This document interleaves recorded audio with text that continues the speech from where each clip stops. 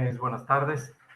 Vamos a empezar nuestra clase, jóvenes, y vamos a seguir admitiendo a los compañeros para continuar con el tema del despojo.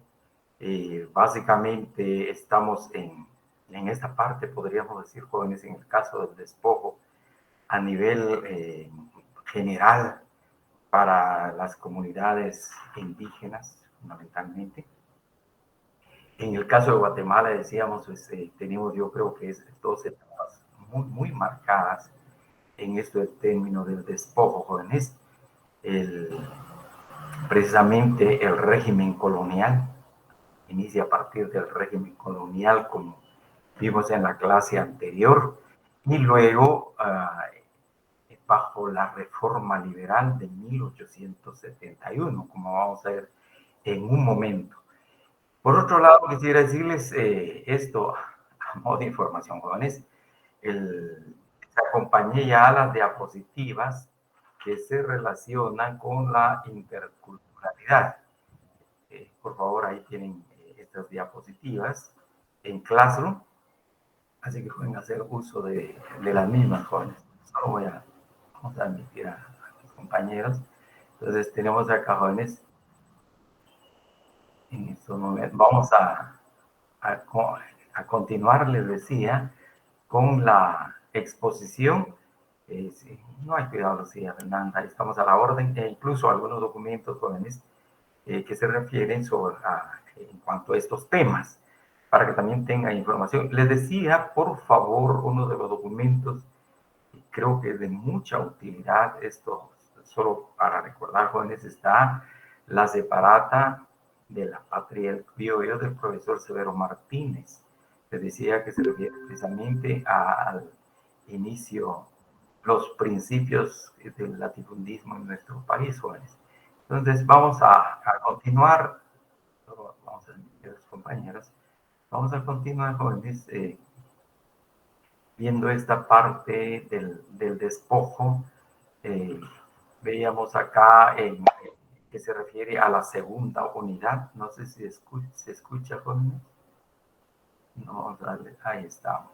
Entonces tenemos, hablábamos ya del requerimiento, por favor recuerden, es un documento que fue elaborado para prácticamente, jóvenes, justificar la guerra, la conquista armada, definitivamente la guerra justa. Entonces, acá tenemos, pues, el requerimiento, hemos hablado de esto, recuerden, el primer principio, decíamos, del señorío, que así recapitulando brevemente, jóvenes, el principio del señorío, y tal como indica el profesor Severo Martínez Peláez, se refiere precisamente a que la corona española, jóvenes, el Estado español, se convierte prácticamente en amo y señor, pero en otras palabras podríamos decir lo que hace el Estado monárquico, jóvenes, español, es extender su dominio, su territorio, en el entendido de que todo Estado pues dispone de un territorio y de igual manera población. Entonces ya la población, independientemente de las condiciones en que se encuentre o que se haya ubicado o que se situó, pero forma parte del Estado monárquico español. Entonces tenemos el territorio y la población. En consecuencia, el Estado español va a ejercer soberanía sobre estos territorios, prácticamente las colonias. Y razón por la cual el profesor Severo Martínez habla precisamente, le decía, de dos perspectivas de este principio, perspectiva positiva y negativa. Positiva en cuanto que al rey, pues únicamente puede vender toda posesión. Y por otro lado, si no, el rey no ha cedido estas tierras, pues se consideran tierras usurpadas. Y se incurre en el delito de usurpación, hablamos. Luego, el principio de la tierra como aliciente se refiere al llamamiento que hace la corona para las personas que quisieran venir a América, hablamos acá ya de los colonos, o para la colonización, a los colonizadores. Entonces hace ese llamamiento. Obviamente los colonizadores en parte van a invertir de una u otra manera para poder trasladarse a América con el ofrecimiento puntual con repercusiones legales, jurídicas, también políticas jóvenes, en cuanto a entrega de tierras, las tierras que vayan a conquistar en su caso, o bien las tierras ya conquistadas y que van a ser entregadas precisamente por las autoridades españolas que se instauran en estos lares. Y por otro lado, la entrega de la mano de obra prácticamente regalada, gratuita. Estamos hablando acá de la esclavitud. Entonces, en términos, se establece prácticamente relaciones sociales de producción esclavistas en nuestro medio, en tanto que en España pues aún está floreciente el modo de producción feudal. Y esta figura un poco solapada, si queremos, de la esclavitud, jóvenes, se va a operativizar, si queremos, cobra vida a través de la institución encomienda, pero también del repartimiento. Quisiera indicar acá, esto también les voy a compartir, jóvenes, ¿qué vamos a entender por encomienda? Por favor, me adelanto un poco eso. ¿Qué es la encomienda? Y que prácticamente en esta ocasión hablamos en el caso de España, incluso muy tempranamente, hablamos en 1524 en el caso específico de Guatemala,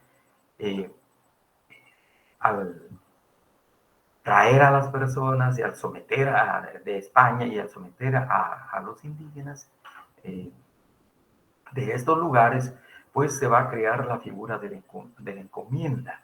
Y la encomienda vamos a ver que es una institución jurídica, es decir, que está en ley, es una institución jurídica de carácter económico. Esencialmente va a permitir el impulso de la economía en estos lugares, en estos territorios, que consistió en entregar por parte de la corona española una población indígena a un conquistador o encomendero para prestarle sus servicios personales, como mano de obra gratuita, como mano de obra regalada, con la obligación para el encomendero de evangelizar, cristianizar a estos pueblos y defenderlos de sus enemigos. ¿Quiénes son sus enemigos? Pues también había información de los primeros frailes y de las primeras personas que llegaron a América Jóvenes. Entre las mismas poblaciones indígenas existían ciertos conflictos intercomunitarios. Entonces, de ahí el concepto de defenderlos de sus enemigos. Luego, la encomienda se limitó a 2 generaciones de familia, en algunos casos hasta 4 generaciones. En la realidad social, como se indica acá, era una virtual esclavitud de los indígenas hasta por 2 generaciones. Lo repito, en algunos casos se extendió hasta por 4 generaciones. Entonces, esto vamos a entender por encomienda, y viene acá a indicar, por ejemplo, muchas poblaciones indígenas mantuvieron todavía su esquema antiguo. En el caso de Guatemala hablamos, por ejemplo, jóvenes, de los patrones de comunidades, de pueblos mayas. Es el caso, por ejemplo, de los caciqueles, específicamente, de quien se ha difundido mucho, de quien se ha hablado mucho, incluso se ha escrito mucho, jóvenes, sobre todo encontramos en varios documentos de frailes, de cronistas, pero también de obras indígenas que ya hablan, por ejemplo, los anales de los caciqueles. Y pues ahí Xinchen fue uno de los primeros lugares, lo que hoy es Tepán, donde había asentamiento humano, incluso se dice era el reino de los caciqueles. Obviamente, pues no se desarticuló totalmente esa población, al igual que varias poblaciones de Zacatepeques, del antiguo Guatemala, tampoco se desarticularon totalmente. Razón por la cual estos pueblos, estas poblaciones indígenas, van a ser objetos precisamente de encomienda. Se les entrega, repito, jóvenes, a los conquistadores o a los colonizadores, estos pueblos, para que les presten sus servicios personales. Repito, virtualmente desde una esclavitud. Sin embargo, como preguntaba el compañero en la otra clase, les decía, jóvenes, pero mucha de la población indígena también murió, se fue a las montañas cuando prácticamente estaba este enfrentamiento bélico, enfrentamiento armado. Muchos pueblos se desmantelaron, se fueron huyendo a las montañas, se fueron a refugiar a las montañas. Y a raíz precisamente, le decía a jóvenes, incluso también el compañero hablaba, vuelvo acá, por favor, jóvenes, vuelvo acá, por favor. Entonces, a raíz precisamente de la ley, de las leyes nuevas o de Barcelona, se hace una reorganización de la colonia. ¿Cómo se lleva? Se indica que se lleva a cabo la organización definitiva de la colonia de España, más o menos en 1540, 1550. Entonces, hay un llamado, y aquí viene el concepto, el compañero preguntaba sobre la reducción de indios o la reducción de los pueblos de indios. Entonces viene, se hace un llamado a los que se habían ido a las montañas, los que se habían ido a esconder, pues que se les iba a respetar la vida y que se aproximaran. Pero eso sí, iban a ser pueblos, iban a ser bajo reducciones. Ah, entonces encontramos acá las reducciones de indios, pero que generalmente también se les denominó pueblos de indios.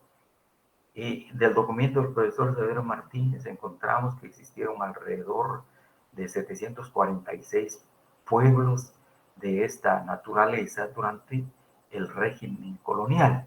Entonces les decía, jóvenes, así, entrando ya en materia, pues los ejidos o de pastos se les otorgaba a estos pueblos o a estas reducciones, pero también se les entregaban tierras comunales propiamente, más extensa, era de mayor extensión, estas tierras comunales. Y vamos a ver allá más tarde, vean jóvenes, por favor, la pregunta en relación a lo que va a suceder en el tiempo de Justo Rufino Barrios, lo que se conoce como la enfiteusis, por la redención de tierras. Pues a las comunidades se les van a entregar estas tierras, jóvenes, pero ya en forma de cabildo, o también se les llamó ayuntamiento indígena. El cabildo o ayuntamiento indígena, pues las tierras comunales eran administradas por el cabildo o el ayuntamiento indígena. ¿Por qué ayuntamiento indígena? Porque el cabildo o ayuntamiento indígena era gobernado por autoridades indígenas, que se les conocieron o se les denominaron como los caciques, los principales. Por, Lick, diga, licenciado, sí, diga. disculpe, fíjese que hay muchos compañeros intentando ingresar a la clase, pero no han podido. ¿Será Muchas que les puede gracias. dar acceso, por favor? Gracias, Lenny, muy fina, gracias, muchas gracias, Gracias, gracias, licenciado. gracias por la observación, muchísimas gracias, muy amable. Si fuera así, por favor, me habría veces se me escapa un poco, pero le agradezco mucho, Lenny, muy fina. Ya pudieron ingresar los compañeros, ahí tenemos a otros. Gracias, Lenny. Entonces, les decía, jóvenes, va a adoptar eh, las comunidades o bien las reducciones que se van a constituir, pues van a adoptar el sistema de régimen municipal español. Ya no la organización maya o el esquema organizativo o el patrón cultural maya, en el caso de Guatemala, por ejemplo, las famosas casas, encontramos, los principales se constituían en casas. En el Popol Vuh, por ejemplo, encontramos en cuanto a los quiches, eran las 24 casas principales, por ejemplo. Pero aquí ya no se va a adoptar el sistema de régimen municipal que prevalecía en España. Aparece el alcalde como figura principal, como líder, de un grupo de personas que van a componer el consejo. Y resulta este consejo, prácticamente la corporación municipal, era la pieza bisagra entre la población indígena y las autoridades coloniales. Encontramos entonces acá, no admitimos compañeros, encontramos entonces, jóvenes, que los alcaldes van a ser precisamente perdón, los que van a liderar, a guiar ya la vida comunitaria, la vida de las comunidades o la vida de los pueblos. Y resultan, se anota acá, jóvenes, juegan a veces como el papel de articuladores entre el poder monárquico español y la población indígena. Razón por la cual cuando habían enfrentamientos, cuando habían inconformidades o denominados así los motines, había levantamientos de la población indígena, sobre todo por los tributos. Entonces, el primer muro que encontraban los indígenas eran precisamente las autoridades del ayuntamiento indígena, el alcalde y su consejo, especialmente el alcalde. ¿No? También razón por la cual vamos a ver en algunos casos hay intentos de linchamiento de los alcaldes porque se ponen a favor de la corona. Pero también es importante saber, jóvenes, que esta forma ya de organización política del régimen del coloniaje, pues prácticamente las autoridades indígenas eran una extensión de autoridad, era una extensión política del Estado español, el municipio, digamos, el pueblo, definitivamente. Entonces, no podían las autoridades levantarse en contra del régimen español porque la estaban representando. Eran los representantes de la autoridad monárquica. Y encontramos acá, agregando, vamos a admitir a sus compañeros. Entonces encontramos acá, jóvenes, los pueblos de indios, que así se le llamaron durante la colonia, o los pueblos indígenas, fueron la pieza clave de la estructura económica de la colonia. ¿Por qué? Vamos a ver ahora, jóvenes. ¿Por qué eran pieza clave? No solamente les decía, jóvenes, desde el punto de vista político, no tenemos. Entonces, desde el punto de vista político, veíamos acá, jóvenes, van a ser los articuladores políticos entre la corona española y la población indígena, por decir así, el resto de la población indígena que estaban en estos pueblos, que estaban en estas comunidades o en estas reducciones. Desde el punto de vista político van a ser estos articulares, pero también desde el punto de vista económico, estos pueblos ya como pueblos, ya no las autoridades, los principales, esta estirpe de los que gobernaban antes, entonces encontramos su organización exigía la existencia de unas tierras en que los indígenas pudieran, uno, en primer lugar, los indígenas necesitaban comer, necesitaban sobrevivir para poder precisamente trabajar. Recordemos el concepto de fuerza de trabajo, jóvenes, solo hay que recordando, el concepto de fuerza de trabajo nos dice que la fuerza de trabajo es el conjunto de energías físicas, pero también mentales, que la mujer y el hombre incorpora en el proceso de trabajo y que se desgasta. En consecuencia, es susceptible de desgaste y necesita retroalimentación o recuperación de esa energía. Entonces encontramos acá que como trabajadores, los indígenas necesitaban pues el sustento no solamente para sí, sino que para toda la familia. Así entonces, encontramos en primer lugar, se les entrega tierra para trabajar por su propio sustento o para su propio sustento. tenían que trabajar para sí, para poder vivir ya en las reducciones de pueblos o ya en las comunidades indígenas. Pero por otro lado, también se tiene la idea, jóvenes, acá fundamental para la corona española. Bueno, la corona dice, si únicamente acá vemos en el tercer inciso, los que están saliendo beneficiados con el trabajo de los indígenas son precisamente los colonizadores o los conquistadores, son los colonizadores, los agentes de la corona, porque tienen, no solamente tienen tierras, se les ha dotado tierras, pero también de mano de obra gratuita, de mano de obra gratuita o esclava de los indígenas, para que laboren en sus haciendas, para que laboren en sus empresas. Pero ¿y la corona qué está recibiendo a cambio? De los indígenas, obviamente. ¿Qué está recibiendo a cambio? Nada. Más que quejas, solo inconformidades, levantamientos, motines, pero económicamente, desde la perspectiva económica, la corona no está percibiendo nada.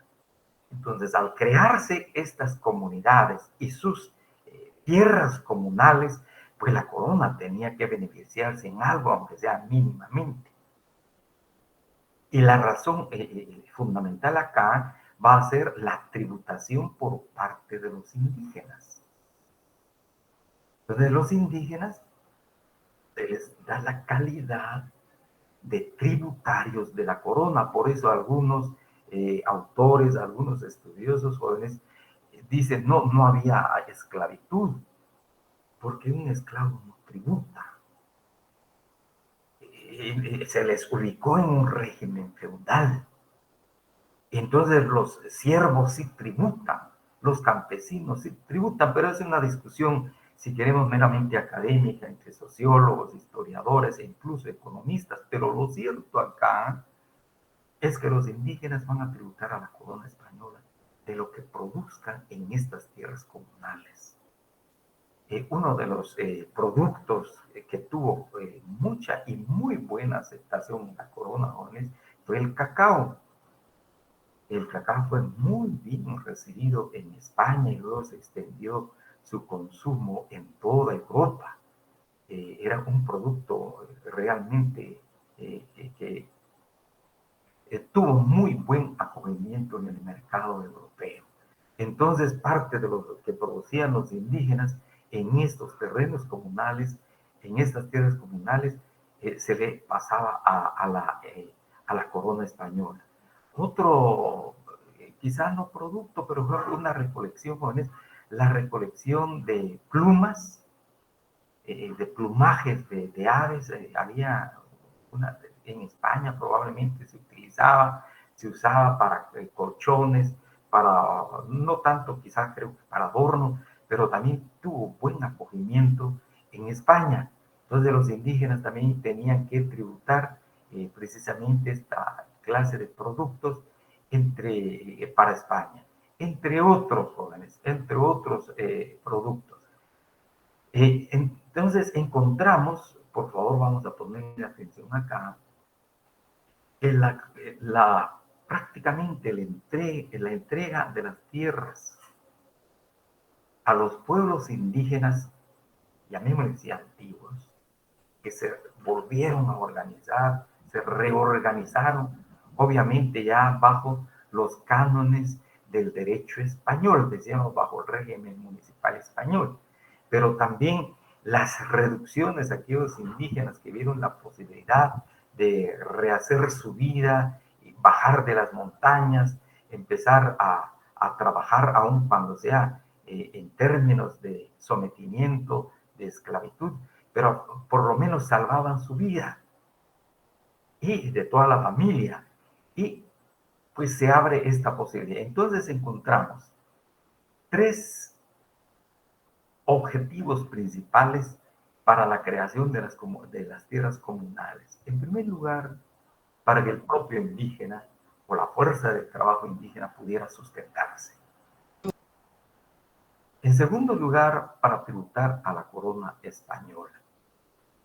Y en tercer lugar, en ese manto, e incluso algunos hablan más o menos haciendo una comparación con pasó acá en el tiempo del conflicto armado, jóvenes, como los famosos polos de desarrollo, las reducciones a los pueblos de indígenas, porque estaban controlados por autoridades de la corona española y además por las mismas autoridades indígenas, jóvenes, de tal manera que nadie podía salir de estos pueblos indígenas sin el permiso de las autoridades. Hay de aquel que se escapaba, porque prácticamente se estaba fugando. Era como una especie de, que le dijera más o menos como lo que pasó en el tiempo de Hitler, jóvenes, lo más reciente que tenemos, 1941, 30, 41 más o menos, con los judíos encerrados, enclaustrados, y no podían salir precisamente, en el caso de los indígenas, de sus reducciones, de sus pueblos, a menos que sean con autorización de las autoridades que controlaban a estos pueblos. Les decía en primer lugar las autoridades indígenas, y si no, pues venían las otras autoridades superiores de la corona a apoyar a las autoridades indígenas. A decir de esto, jóvenes, por favor, en esta parte de nuestro programa del despojo, también se introduce la institución jurídica, probablemente de carácter civil, jóvenes. Esta institución que se conoce como restitución. Está en el programa, sino de la restitución de derechos sobre la tierra. Pero, ¿qué vamos a entender por restitución, jóvenes, jurídicamente? Jurídicamente la restitución es devolución de una cosa a quien la tenía antes. Disculpe, usted fíjese que me llevé esto, mire, pero se lo vengo a devolver, se lo vengo a restituir. Jurídicamente esa es la connotación, jóvenes. Regresar el bien despojado, el bien extraído de una persona, pues se le restituye ese bien, se le entrega, se le devuelve ese bien. También está esta connotación, jóvenes, se habla de que es el restablecimiento o la recuperación del Estado que antes tenía una cosa. Y aquí estamos hablando jurídicamente, jóvenes.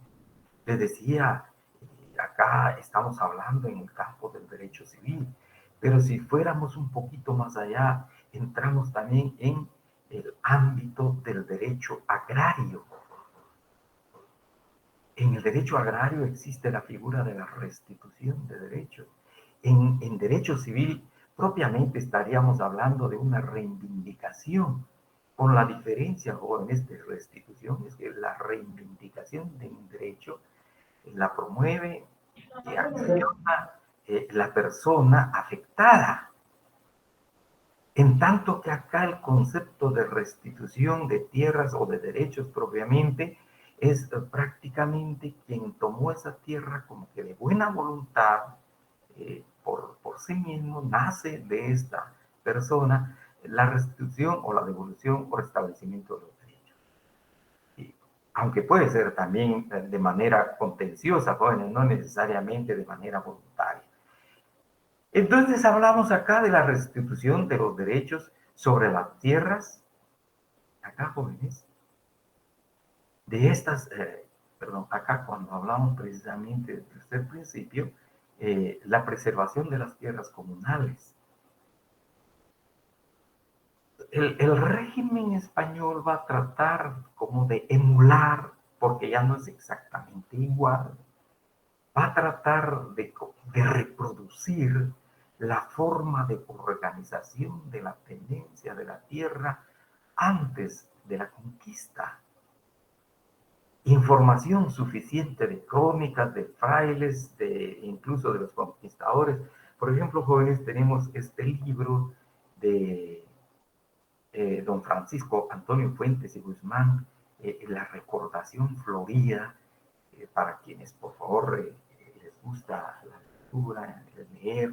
Es un documento muy importante que también habla sobre este tema. Y aquí esquematizada, digamos, la idea, le decíamos con el profesor Severo Martínez, pero en este documento, este texto, voluminoso, son varios tomos, en la recordación florida también se recoge esta idea. Y la organización de los pueblos mayas anteriormente o de los pueblos indígenas antes de 1524. Entonces, esta restitución que decíamos jóvenes es como decir, bueno, les vamos a devolver sus derechos sobre la tierra. Pero obviamente ya no como existían antes estas comunidades, sino que ya bajo el régimen, decíamos acá jóvenes, bajo el sistema de régimen español, y especialmente dos figuras muy importantes de las comunidades indígenas, los ejidos o de pastos. Como se indica acá, jóvenes, son tierras situadas en derredor del pueblo para recolectar madera, para exponer al aire y el sol hilos de tierras, y telas. Hoy día encontramos en Guatemala los ejidos todavía jóvenes que pertenecen a las municipalidades, que en aquel entonces, en algunos lugares, fueron municipalidades indígenas. Hoy les corresponde a las municipalidades de conformidad con lo que se decretó en la Constitución Política de 1945. Ya no dos municipalidades, municipalidades indígenas y municipalidades ladinas, sino que únicamente, como señala la Constitución de 1945, la municipalidad.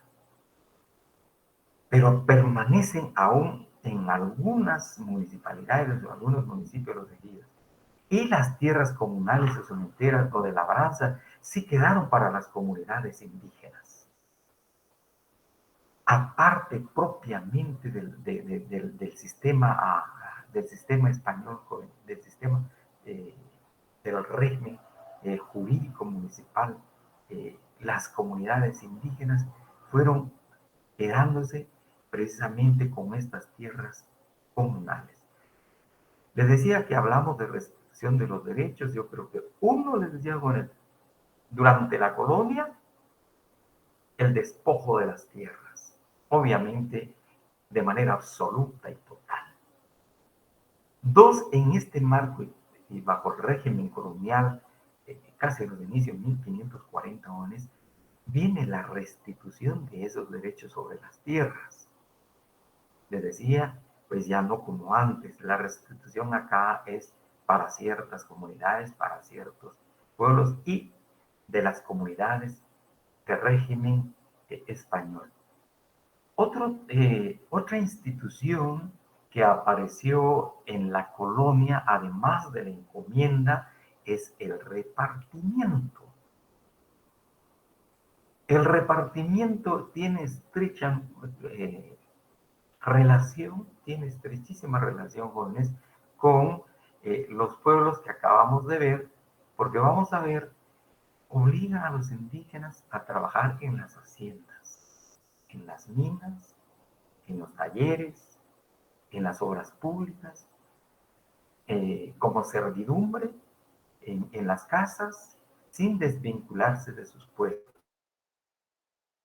Entonces, ¿por qué se habla de repartimiento y vimos la encomienda, jóvenes? La encomienda es entregarle un pueblo a un conquistador y se queda con la encomienda, pues, y se queda con ese pueblo, porque no se desmantelaron las encomiendas. Pero sin embargo, se crearon estos pueblos, decimos jóvenes, para trabajar para sí, los indígenas, para tributar a la corona, pero también para repartirlos, acá, los miembros de esos pueblos, la mano de obra que existía en esos pueblos, para repartirlos a los que necesitaban mano de obra. Aquí se le ha llamado inclusive el repartimiento primitivo, por el profesor Severo Martínez, una expresión suya, una categoría suya, y habla del repartimiento primitivo, el servicio personal de los indígenas, el trabajo forzado o obligado de los indígenas, el trabajo gratuito de los indígenas. Aquí estamos hablando precisamente del repartimiento y vamos a hacer la diferencia, por favor, con la encomienda. La encomienda, los primeros conquistadores, después de 1524, jóvenes, de 1524 más o menos a 1540, tuvo mucho auge la encomienda. Este es pueblo para mí, este es pueblo para mí, los conquistadores se le entregaron esos pueblos. Sin embargo, decíamos, con la reorganización de la colonia en 1540, década de 40 a 50, pues se van a crear estos pueblos, pero subsiste la encomienda y al crearse estos pueblos aparece la figura del repartimiento. Para precisamente, valga la expresión, jóvenes, repartir, para distribuir a la mano de obra, a quien pedía mano de obra, a las autoridades indígenas. Y les decía, mire, necesitamos 100 personas, necesitamos 50, necesitamos X número de personas. Y por favor, encárguese de traer a estas personas y conduzcan a estas personas para acá. Habían soldados, fuera de las autoridades indígenas, de los caciques indígenas o de los principales. E incluso la historia nos dice, jóvenes, en los documentos encontramos que muchas veces las personas pues, las llevaban amarradas para que no se escaparan, atadas para que no se escaparan, jóvenes, llegaban a la unidad de producción agrícola y una vez concluida la labor en esa unidad de producción agrícola por una semana, o tiempo necesario, volvían otra vez a sus comunidades, volvían a estas reducciones, a los reductos de pueblos de indios o de los pueblos indígenas, amarrados nuevamente, para que no se escaparan. Por eso le decíamos, jóvenes, esta reducción tiene así muy entendido muy extensivamente, casi carácter de cárcel, de prisión.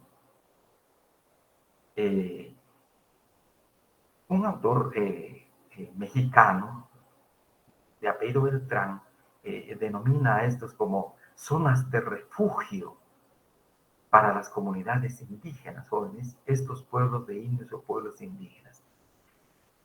Pues esta es la primera parte, por favor, la primera parte del despojo, jóvenes, de la época colonial propiamente. Encontramos entonces, pero también hay un intento de devolver las tierras, de restituir las tierras al reorganizarse la colonia española en 1544 bajo rigor de las leyes nuevas. Y concluyo con esto. ¿Y por qué la pervivencia de la encomienda y del repartimiento? Las leyes nuevas o la ley de Barcelona de 1540-42 encerraba en sí el fondo, la esencia de estas leyes, jóvenes, era la libertad de los indígenas, levantar la esclavitud, en consecuencia desarticular la encomienda, y de igual manera desaparecer el repartimiento. ¿Por qué? Al desarticular la encomienda, al desaparecer la encomienda, ya como hombres libres, ya como mujeres libres en estos pueblos, en estos lares, como población del Estado español, tenían la plena libertad de vender su fuerza de trabajo a quien quisiera, trasladarse de un lugar a otro en plena libertad y en condiciones de igualdad en la nueva sociedad colonial. Entonces no tenía razón de ser la encomienda, que en el fondo, decíamos jóvenes, virtualmente es un sistema de esclavitud. De igual manera el repartimiento. ¿Qué razón iba a tener el repartimiento sí se daba libertad a los indígenas, como se consagra en la ley, en las leyes nuevas. No había necesidad de repartimiento, porque estando en sus comunidades acá, muy bien, trabajando para sí mismos, muy bien, se podría tributar a la corona pues en condiciones de libertad, si la corona eso quería. Pero ya no había necesidad de ir a trabajar obligadamente, de manera obligada, a las haciendas, a las empresas agrícolas, a las unidades de producción agrícola, porque había libertad. Y se podían desplazar a donde quieran, cuando quieran, como quieran, no es ningún anuncio de ninguna casa, pero efectivamente era así, el desplazamiento total de las personas como miembros de una sociedad, como parte de la población libre y condiciones de igualdad en la sociedad y de oportunidades, desplazarse de un lugar a otro. Entonces vienen acá los conquistadores y los colonizadores, se levantan en contra de estas disposiciones del rey, en contra de las leyes nuevas. Y entre otros decires jóvenes estaba la afirmación, bueno, señor rey, si usted deja libre a los indios, a los indígenas, a los naturales, y queda sin ningún efecto la encomienda, jurídicamente hablando, y el repartimiento sin ningún efecto, pues entonces, por favor, ¿quién va a trabajar estas tierras? ¿Quién va a trabajar estas tierras? Así que entonces, a eso sí, restituyan. Queremos que nos restituya lo que invertimos para venir a estas tierras. Y venga, por favor, a trabajar esas tierras. Además de trabajar las tierras, de producir las tierras, de igual manera venga a controlar a los indígenas, porque no se van a quedar tranquilos y aceptar la autoridad del rey por voluntad propia, por convicción propia, porque el rey es noble, porque el rey es bueno. Ellos tienen sus propias autoridades, todavía le rinden pleitesía, le rinden honores. Todavía se relacionan con esas sus autoridades, lo que decíamos acá, jóvenes, los caciques, los nobles, y no están aceptando la autoridad del rey. Entonces, al final el rey, al ver que se ponía en riesgo, en juego, la seguridad de la conquista, la seguridad de la colonización, como decimos en buen chapín, jóvenes, la corona española se hizo de la vista gorda. Bueno, ahí va la ley. Quieren le hacen caso, si no, que sea nada más como una cuestión lírica, jurídicamente hablando, y que sigan las cosas como son, pero ahí están, porque tampoco se revocaron las leyes nuevas, las leyes estas jóvenes. Entonces, siguió la misma situación y los que todavía gozaban de la encomienda continuaron gozando de la encomienda casi a lo largo de los 300 siglos, perdón, de los 3 siglos, de los 300 años del régimen colonial.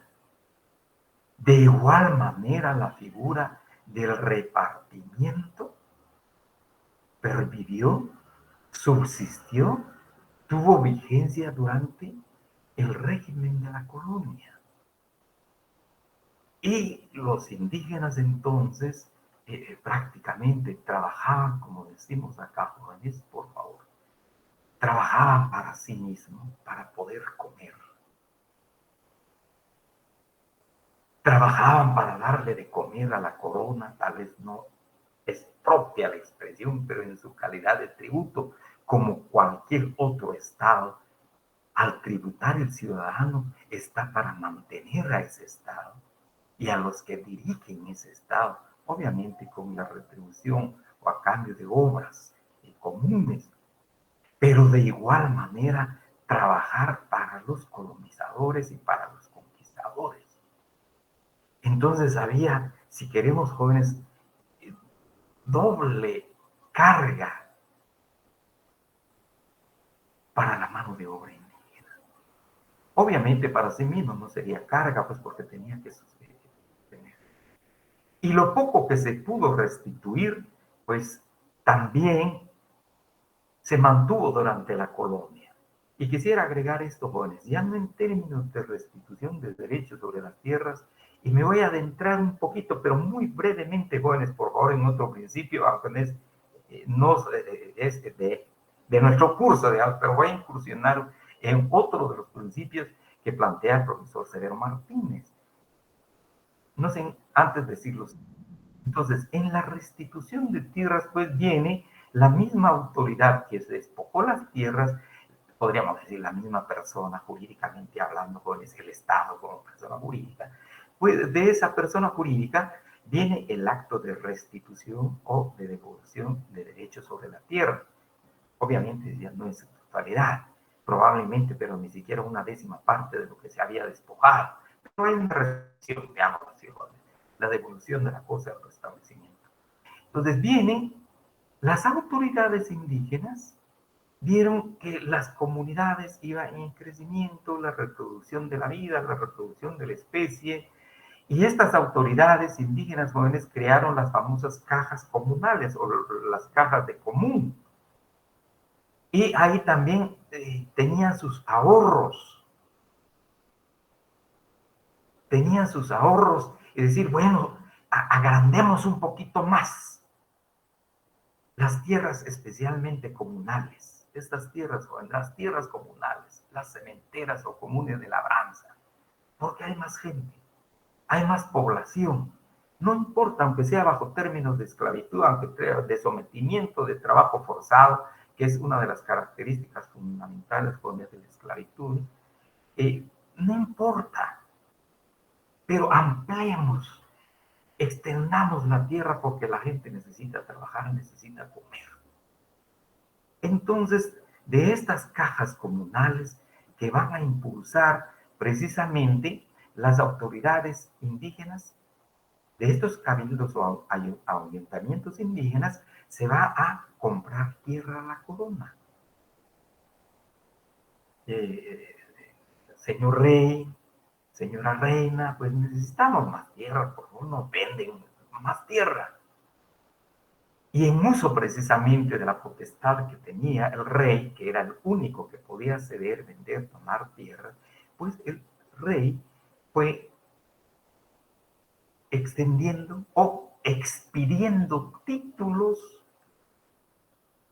de propiedad para las comunidades y se fueron ampliando precisamente los terrenos comunales. Como decíamos acá, jóvenes, para el trabajo propio. Y entre otros argumentos, pues así también podríamos tributar un poco más. Así que denos un poco más de tierra, véndanos la tierra, porque no era regalada, sino que comprada la tierra. Y así se fueron ampliando la tierra. Probablemente eso no sea restitución, jóvenes, jurídicamente hablando, porque aquí hay una compraventa.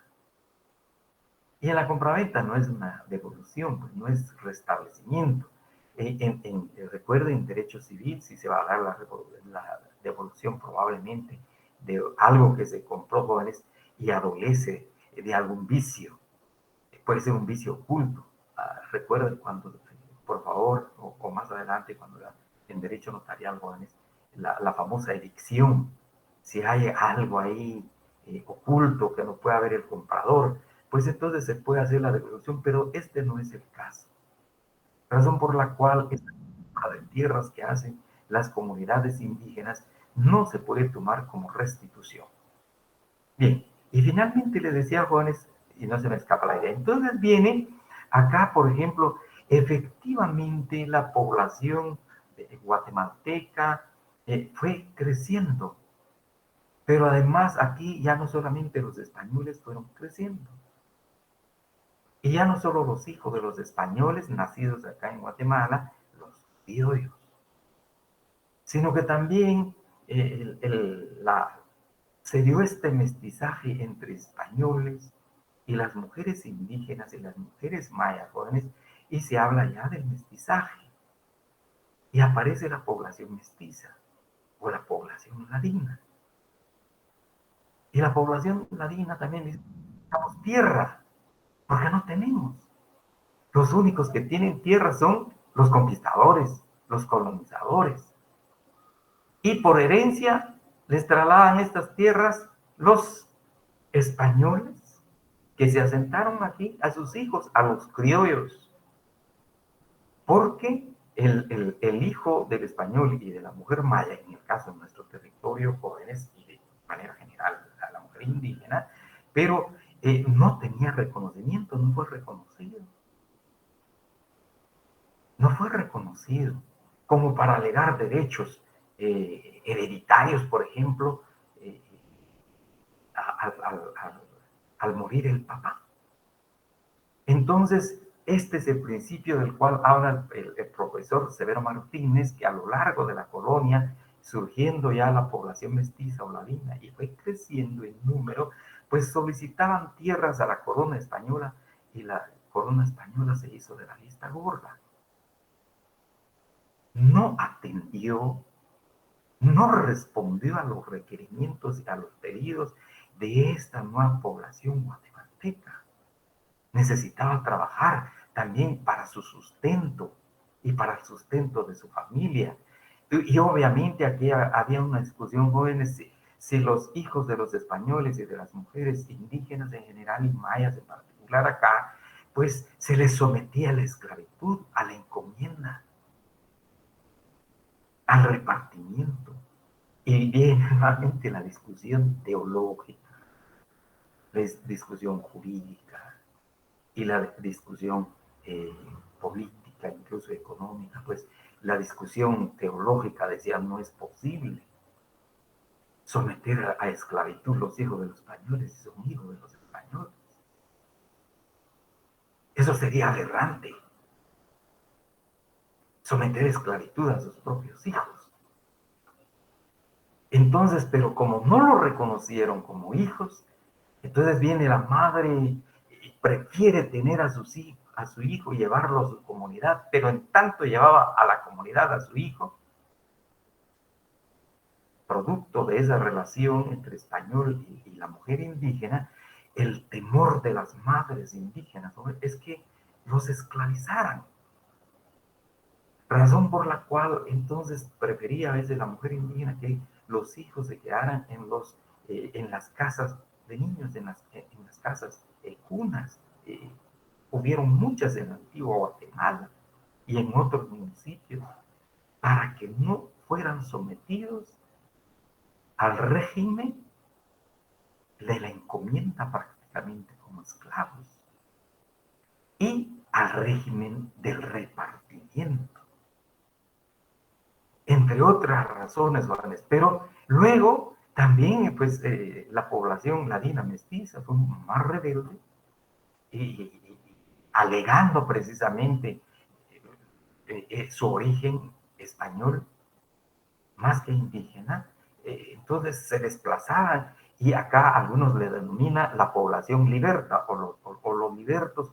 Era población libre y podía desplazarse donde quisiera. No había limitación.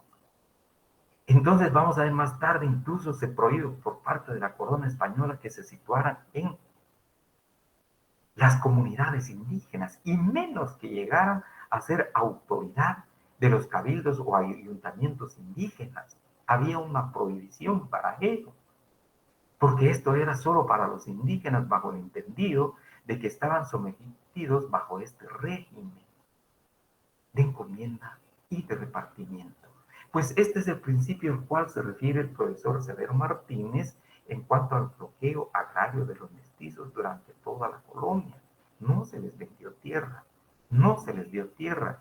Y la razón fundamental es que se fueran a trabajar también a las fincas, aunque sea de manera libre, pobre, pero ahí estaban trabajando en las fincas. No eran objetos de encomienda de repartimiento. Termino con esto, jóvenes del periodo colonial. No sé si hay alguna pregunta, por favor, antes de entrar ya a la época post-independentista, después de la independencia. Si hay alguna pregunta hasta acá, jóvenes, por favor, la pueden hacer. disponemos de tiempo, jóvenes. Si hubiese alguna pregunta, algunas preguntas, hasta acá. Y si no hay, pues entonces vamos a entrar. Bien, jóvenes. No habiendo, entonces, solo me permite un momento, por favor, vamos a...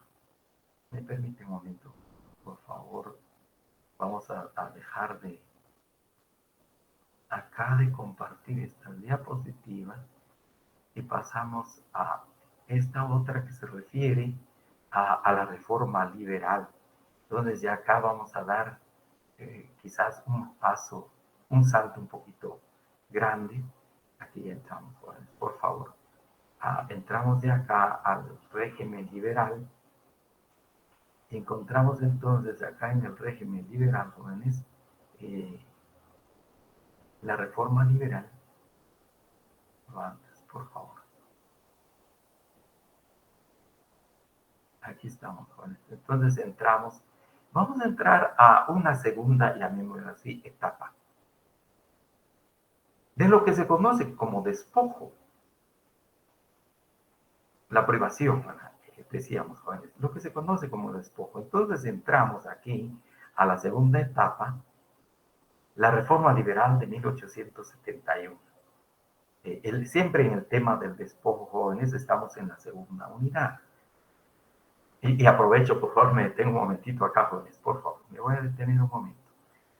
Acabamos de recibir de la facultad, de la coordinación del quinto semestre, jóvenes, el calendario de examen. El calendario de examen y nos están señalando ya fecha, si me permiten, por favor, nos están señalando fecha para tenemos el calendario de exámenes parciales del quinto semestre, aunque yo creo que a ustedes les llegó ya, jóvenes, pero sin embargo ya en sintonía y de manera común, vamos a ver que la fecha de nuestro examen, jóvenes, de pueblos indígenas, se va a llevar a cabo el 1 de marzo. El 1 de marzo es día miércoles, jóvenes. Por favor, el día miércoles 1 de marzo es nuestro examen. Entonces estamos ya, por favor, sabidos, advertidos. Y por otro lado, también vamos a utilizar, agrego esto, la plataforma Classroom. Classroom va a ser la plataforma para nuestro segundo examen parcial. Ustedes ya tienen el código de Classroom, jóvenes, donde les estamos compartiendo algunos documentos. Dicho esto, jóvenes, entramos a ver la reforma liberal de 1871. Licenciado, disculpe la interrupción. ¿Con usted iniciamos los parciales? Perdón, ¿me permite, por favor? No, sí, perfecto, sí. No, fíjese que hay examen de derecho laboral el día 27 lunes 27. Lunes 27 de febrero. En esa 27, fecha iniciamos los parciales, entonces. exactamente, sí. Luego les voy a leer, por favor, aprovechando de su pregunta. El 27 de febrero va a ser el examen de derecho laboral 1. El 1 de marzo va a ser el segundo examen, que es el nuestro. Luego, el día 3 viernes, día 3 de marzo, es el de lógica jurídica, el 3 de marzo. Y así vienen los otros exámenes, el 7, creo que va a ser martes, y finalmente el día 9, jueves. Entonces, ahí están los 5 cursos. Y por favor, para recordarles, el día que tenemos examen, no damos clases, recuerden, jóvenes, por favor. El día que van a tener examen, pues obviamente no vamos a tener clases, jóvenes, así que van a entrar de manera tranquila a sus exámenes. Ahora, por ejemplo, día martes hay examen, eso sí, ya el miércoles sí vamos a trabajar, jóvenes. Vamos a continuar con el desarrollo de nuestro programa. ¿Estamos, Amanda? Se lo agradezco muchísimo, licenciado. A la orden, a la orden. Entonces, vamos a seguir, jóvenes. Les decía, entramos a la época de la independencia.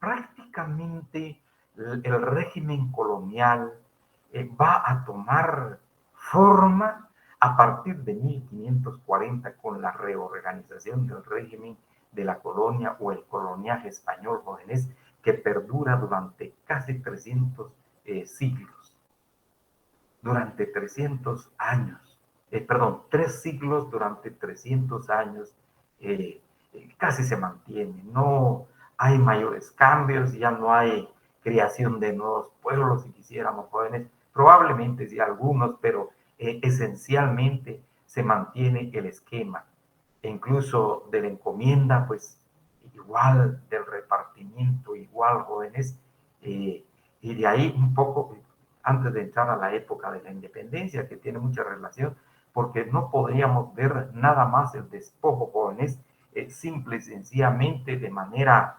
descriptiva, sino que también un tanto explicativa. Recordemos que la organización de la colonia va a beneficiar económicamente, en primer lugar, a los colonizadores, que prácticamente se constituyen en amos y señores de tierras acá, y también de mano de obra indígena.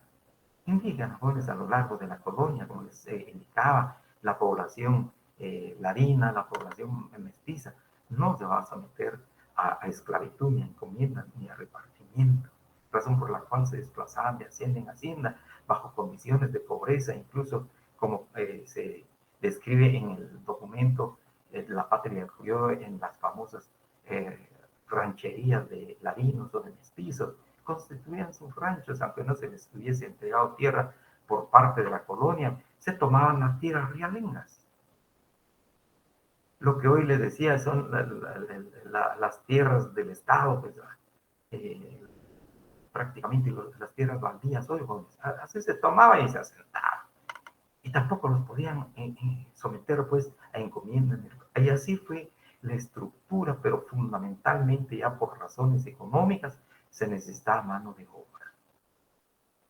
Y luego España tuvo a nuestro país, en este caso particularmente Guatemala, jóvenes, el mercado era solo para España, los productos solo eran para el mercado de España. Había casi una prohibición, jóvenes, de mandar productos a mercados de otros países, Alemania, que empezó a tener mucha comunicación con estas tierras, Francia de igual manera, Holanda, todos estos países jóvenes, hay una lucha y una guerra de mercados. Entonces encontramos acá, básicamente la idea es, entonces empieza a crecer el poder de los hijos de los españoles que nacieron en estas tierras llamados criollos. Los criollos empiezan a cuestionar la autoridad monárquica de España. Venía una orden, emitía una orden el rey y llegaba aquí a los 2, 3, 4 meses, muy tardíamente. Entonces ya aquí los criollos jóvenes dicen, bueno, ya no más gobierno monárquico. Nosotros tenemos que gobernar este país, pues, o este territorio, en el caso nuestro, jóvenes. Y que el mercado, el comercio sea más fluido, porque necesariamente España, especialmente los tintes, la cochinilla, jóvenes, el nopal, porque es solo para España, si hay mercado en otros países. Podemos, y por otro lado, el poder político. Ya se empieza a cuestionar el poder político de España, y casi en las postrimerías del régimen colonial, jóvenes, recordemos, acá ya se va a hablar de la Constitución de Cádiz, de la Constitución política, y que va a reconocer como ciudadanos ya a los habitantes de estas tierras, pero ya un poquito tarde, jóvenes.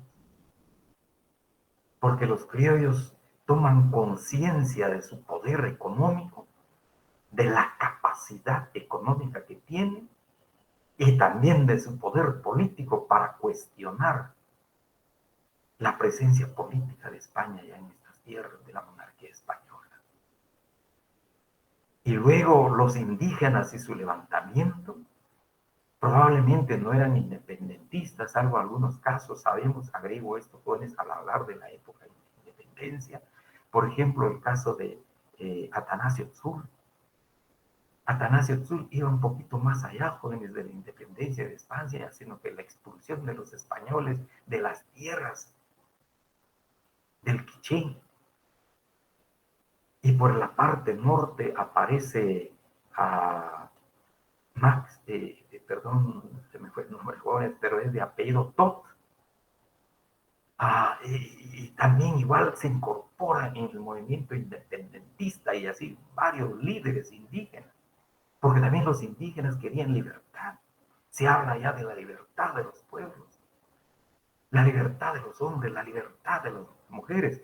Y recordemos aquí, ya es Francia, sobre todo, jóvenes, por el año 1786, apareció ya la Revolución Francesa, que proclama la libertad de los hombres como derecho natural que le corresponde a todo mundo y a nadie, sin excepción, jóvenes. La igualdad, aun cuando sea jurídica, pero la igualdad de los hombres y de las mujeres, de los seres humanos ante la ley. Y por otro lado, el postulado de esta Revolución Francesa, la fraternidad entre los hombres, ya no más esclavitud, ya no más sometimiento, ya no más servidumbre.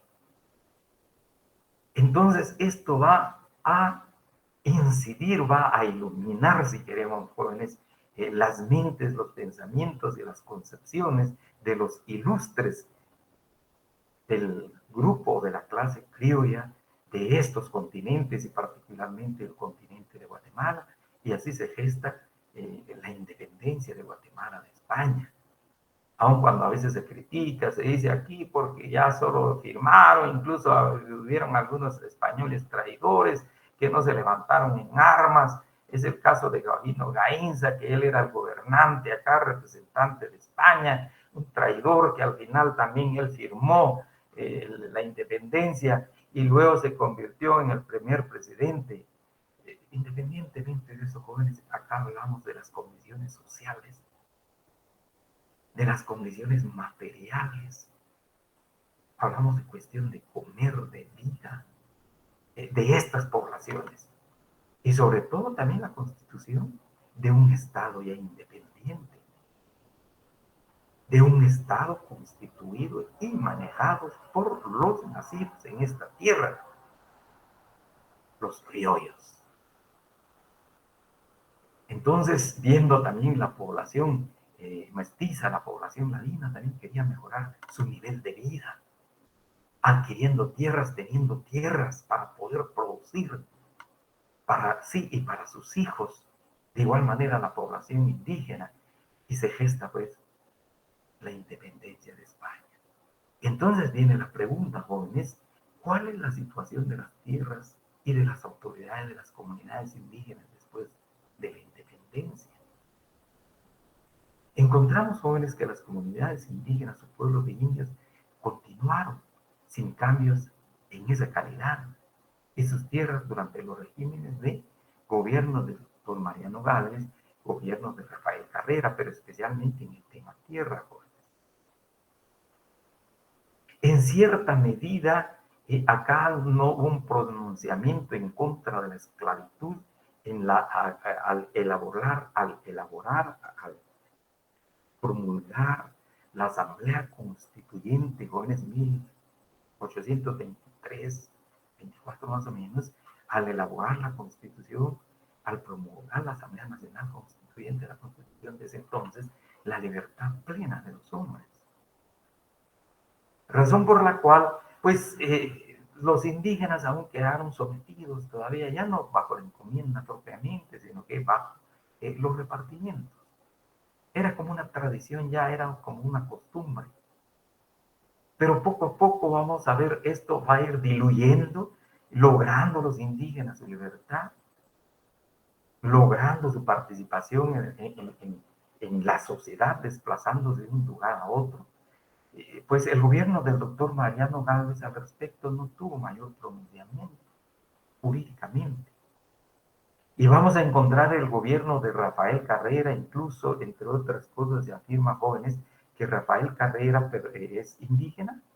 Ya les decía el otro día, se le ha considerado como un gran guerrero, que guerreó, incluso creo que sus métodos, lo decía, pues era de guerrear en la montaña, atacar al régimen de ese entonces, y prácticamente el gobierno de Rafael Carrera llegó a gobernar hasta constituirse en presidente. A diferencia del doctor Mariano Gálvez, fue producto de un proceso electoral. Aquí ya empiezan las dos grandes corrientes políticas en Guatemala, los eh, liberales y los conservadores. Mariano Gálvez, el doctor Mariano Gálvez, va a representar a los liberales, los que piensan diferente, porque incluso todavía algunos sueñan con el dominio y el régimen español, la colonia. Pero Mariano Gálvez y su gobierno van a desarticular lentamente esa ligación con España en los distintos ámbitos de la vida. Luego, Rafael Carrera va a representar el ala dura de la clase de Guatemala, o sea, los conservadores, los terratenientes fundamentalmente en la Iglesia Católica, y gran parte de la población que acompañó a Rafael Carrera en sus luchas guerreras, en sus luchas militares, fueron indígenas.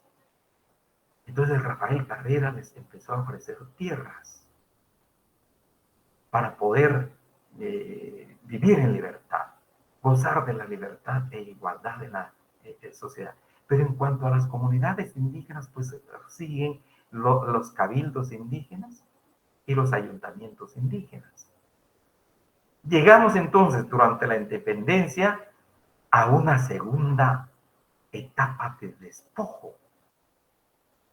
Y ocurre precisamente en la época de la Reforma Liberal, en 1871,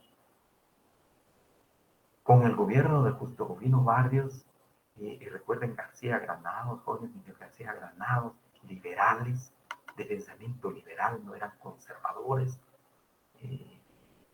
sustituyeron prácticamente el gobierno conservador de Rafael Carrera, y la persona que quedó en lugar de Rafael Carrera. Entonces empieza la época de la Reforma Liberal. Y como nos estamos refiriendo al tema esto del despojo de las tierras, jóvenes, nos vamos a ceñir a ello. Entonces el gobierno de Justo Rufino Barrios Aullón va a adoptar dos medidas muy importantes, ahí sí, prácticamente de carácter liberal. Y también agrego esto, jóvenes, casi estamos, hay un despertar para la introducción desde el tiempo de Mariano Gálvez, de la introducción en Guatemala del modo de producción capitalista, y que proclama la libertad, la igualdad, la fraternidad de los hombres, decían, y la propiedad privada. A diferencia del régimen anterior entre feudalismo y entre esclavismo, jóvenes, antes de 1821, pues acá Justo Rufino Barrios, de su gobierno liberal, emite el decreto número 170. Esto se los voy a compartir, jóvenes, por favor, en clase, este decreto. El decreto número 170, o decreto de redención de censos, impulsó la expropiación de las tierras comunales de las comunidades indígenas, la propiedad dedicada a cultivos de subsistencia. Porque acá vamos a encontrar, básicamente, jóvenes, en esta parte, ya en el tiempo de Justo Rufino Barrios, aquellas comunidades indígenas que eran como reductos, que eran, les decía un poco, decir, eran como cárceles. Ya después de la independencia fueron perdiendo ese su carácter, porque podían ya salir y entrar los indígenas de estas comunidades, desplazarse durante ya el régimen independentista. Pero Justo Rufino Barrios ve, jóvenes, acá que las comunidades indígenas se trabajó mucho el añil, se trabajó mucho el tinte, el añil, el nopal. Y por otro lado, la producción de maíz, muy especialmente, incluso ya era de exportación, pero especialmente el añil y el nopal japonés. Y entonces acá estos productos ya no tuvieron mercado, especialmente el añil, el nopal japonés ya no tuvieron mercado. El mercado cayó porque Inglaterra inventó o inventó jóvenes los tintes artificiales. Entonces ya no valía la pena porque era muy costoso lo que se producía acá, el tinte natural, razón por la cual cayó prácticamente la economía de nuestro país. Y en el tiempo de Mariano Galvez se empieza a apostar por un nuevo producto agrícola y se habla del café como una alternativa de producción y sobre todo a futuro podría levantar la economía de Guatemala. Luego, Justo Rufino Barrios retoma la idea y dice, sí, vamos a apostar por la producción del café. Como se indica, Cajones 2, y luego emite toma otra medida, la emisión del reglamento de jornaleros, decreto número 77, de fecha 3 de abril de 1887. En esencia consagra el trabajo forzado y gratuito de la mano de obra indígena, ya sin tierra en las plantaciones del café. Este producto agrícola vino a sustituir la grana, la cochinilla, tinte natural. Le decía Bones, ya no tenía mercado. Entonces, el gobierno de Justo Rufino Barrios se da cuenta que las comunidades indígenas ya no querían salir de sus comunidades. Tenían libertad para trabajar, aunque sea pobremente, pero tenían maíz para su sustento, tenían frijol, tenían calabaza, tenían chile, las cosas para su subsistencia, pero en términos de libertad, en términos de igualdad dentro del marco de su comunidad, de su municipio, de esa comunidad o de ese pueblo indígena. Y entonces acá le decía Bonet, el maíz no tiene futuro pues en el mercado extranjero para levantar la economía nacional que ya está caída. Y por otro lado, los indígenas ya no querían ir a trabajar a las haciendas, pues así voluntariamente, decir, bueno, vamos a ir a trabajar, aunque no nos paguen. Somos libres, vamos a ir a trabajar allá, vamos a ir a la... No, que ya no se daba eso. Entonces acá vienen dos ideas esenciales, jóvenes, de Justo Rufino Barrios. Bien, las tierras que fueron entregadas a las comunidades indígenas denominadas tierras comunales, pues se les va a expropiar a través de este decreto número 170 y se habla acá del censo enfiteusis. Es una figura jurídica vieja que viene de Grecia, que viene de Roma, jóvenes, especialmente los romanos le dieron un carácter más o menos como arrendamiento de la tierra. Se celebra un contrato, el contrato de dominio de censo enfiteutíco, y que el propietario da en uso a una persona su propiedad. Es como el arrendamiento de la tierra, digamos, pero solo que acá se le conoció como enfiteutis, y el contrato o el censo enfiteútico, y el contrato, obviamente, del censo enfiteútico. Entonces, vino Justo Rufino Barrios y busca esta figura. Probablemente algunos dueños de tierras particulares jóvenes entregaron a algunas personas estas tierras. Probablemente, digamos, los criollos empezaron a entregar tierras a los mestizos, a los ladinos, poco a los indígenas jóvenes. Bueno, usen la tierra, pues yo tengo el dominio efectivo de la tierra, el pleno dominio, el dominio de la tierra. Pero ustedes van a tener el dominio útil de esa tierra, o sea, el uso de la tierra, la utilización de la tierra. Pero posteriormente a veces vencían los contratos de censo enfiteútico para la enfiteutis, y las personas ya no querían entregar esas tierras, porque decían, perdón, pero esas tierras vienen de la colonia, y esas tierras no las quedamos. Así que no hay nada de entregar. Esto continúa en nuestras manos, aun cuando haya existido un contrato. Ese era especialmente el tema del censo emfitéutico. Entonces, Justo Rufino Barrios conoce este problema y dice, muy bien, vamos a redimir esas tierras que ya no quieren ser entregadas a quienes se les entregó para su útil, para dominio útil, para su uso. O sea, las vamos a rescatar, por eso la palabra redención, las vamos a rescatar.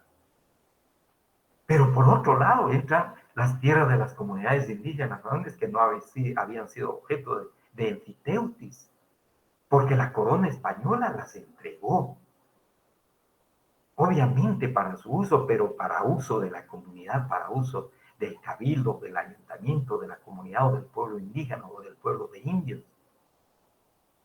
Y casi de manera perpetua, jóvenes, de manera indefinida, era parte del territorio de las comunidades indígenas. Sin embargo, esta ley se va a aplicar en el marco de la redención de censos y dice, muy bien, también rescatemos esas tierras, porque los indígenas ya no salen de sus comunidades, así que las vamos a rescatar y las vamos a vender en subasta pública. Entonces acá se da la expropiación de las tierras comunales que los indígenas habían recibido de la corona española y más aquellas tierras que habían comprado gracias a los ahorros que tuvieron de las cajas comunales. Pero Justo Rufino Barrios se las quita, las expropia. Por eso le decía, esta es la segunda expropiación, el segundo despojo, la segunda privación de esos derechos sobre la tierra de las comunidades indígenas.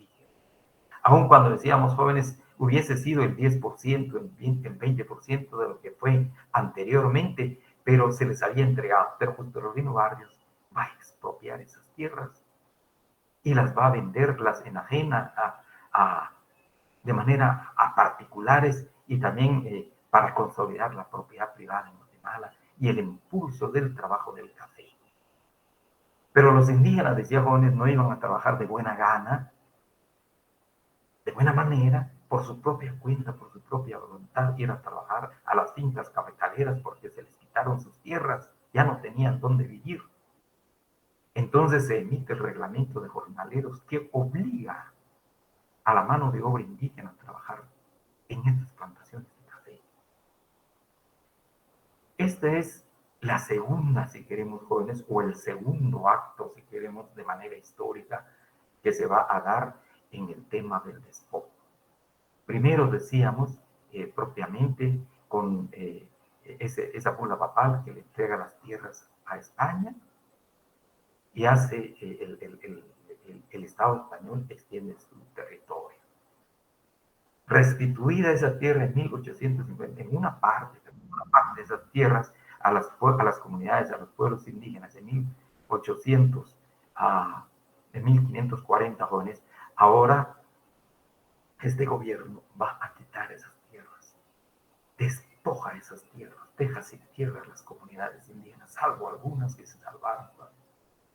Y este es el decreto que les voy a compartir, jóvenes, el decreto número 170 de Justo Rufino Barrios, donde señala, tenemos acá, por favor, así un poquito rápido, para que se lleve a debido efecto la redención de que se trata a los jefes políticos de los departamentos, hoy gobernadores departamentales, recabarán a la mayor brevedad posible de las municipalidades de su jurisdicción listas nominales de todas las personas que poseen terrenos a censo con especificación del canon anual que cubra el área que posean.